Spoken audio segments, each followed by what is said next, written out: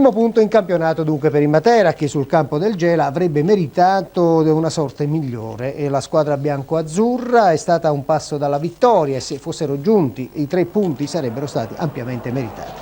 Passato in vantaggio nel primo tempo con Zian, il Matera è stato raggiunto dai padroni di casa solo a 8 minuti dalla conclusione. Questo è il gol del Matera, dopo che gli stessi locali avevano sprecato un rigore. Autore del gol dei siciliani è stato Conte. C'è però da rilevare che per tutto il secondo tempo il Matera è stato costretto a giocare in 10 uomini.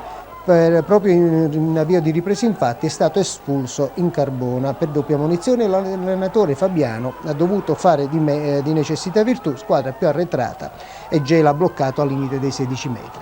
Amarezza per la mancata vittoria a parte, resta comunque nel clan materano la soddisfazione per la buona prova disputata e per un punto che è servito in ogni caso a muovere la classifica. Questo è il gol del Gela, il pareggio.